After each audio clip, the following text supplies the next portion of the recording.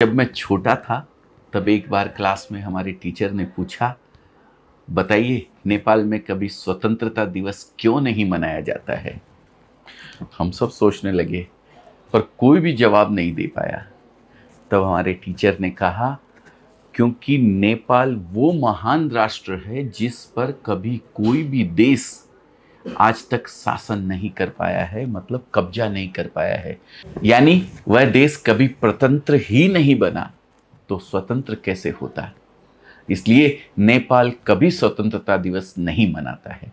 मैं अजय अजमेरा, अजमेरा फैशन से इस वीडियो को देख रहे मेरे सभी भारतीय और नेपाली भाई बहनों को सादर प्रणाम।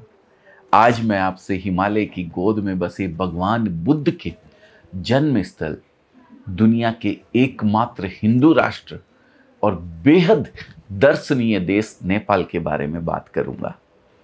इस वीडियो में हम जानेंगे कि नेपाल में टेक्सटाइल इंडस्ट्री की मौजूदा स्थिति कैसी है और किस प्रकार एक आम नेपाली नागरिक कपड़ों के बिजनेस में जबरदस्त मुनाफा कमा सकता है। भारत और नेपाल की घनिष्ठता का अंदाजा इस बात से भी लगाया जा सकता है कि दोनों देशों के बीच रिश्ते को रोटी बेटी का रिश्ता कहा जाता है।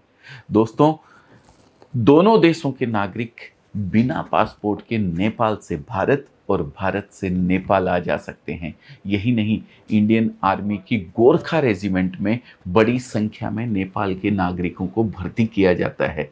अर्थव्यवस्था की बात करें तो मौजूदा समय में नेपाल की जीडीपी लगभग $40 बिलियन है और इसमें सबसे बड़ा कंट्रीब्यूशन टूरिज्म सेक्टर का रहता है, क्योंकि दुनिया भर से लाखों टूरिस्ट इस दर्शनीय देश को देखने और एडवेंचरस स्पोर्ट्स का लुत्फ उठाने आते हैं। नेपाल में एसबीआई और एलआईसी की ब्रांच देखकर तो मैं और भी हैरान रह गया था। ऐसा लगा मानो मैं भारत में ही हूँ। टेक्सटाइल इंडस्ट्री की बात करें तो मौजूदा वक्त में नेपाल जितना टेक्सटाइल एक्सपोर्ट करता है उसका दोगुना इंपोर्ट करता है।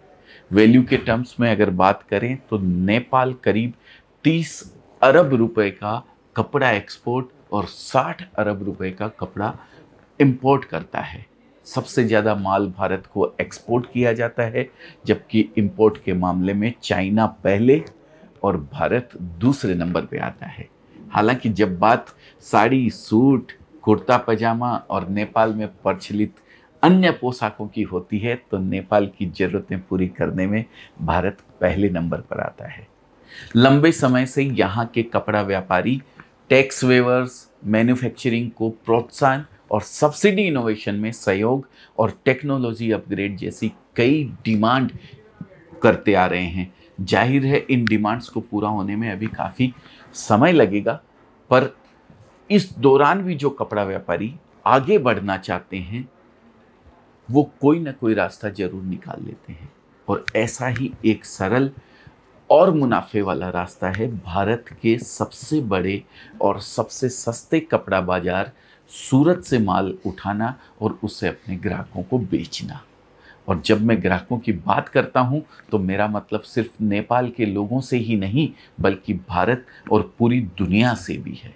दोस्तों, बताना चाहूँगा कि लगभग 2 महीने पहले काठमांडू से आए श्री प्रेम कुमार तरंग जी से मेरी मुलाकात हुई थी। शायद आपको जानकर आश्चर्य होगा कि नेपाल के बहुत से कपड़े व्यापारी गुजरात राज्य के सबसे बड़े व्यापारिक केंद्रों में से एक सूरत में हमारे प्रतिष्ठान अजमेरा फैशन आकर लाखों का माल ले जाते हैं और उसे नेपाल से दूसरे देशों में एक्सपोर्ट भी करते हैं। और सबसे बड़े आश्चर्य की बात यह है कि उन दूसरे देशों में भारत भी शामिल है। अजमेरा फैशन सूरत के सबसे बड़े टेक्सटाइल ब्रांड्स में से एक है।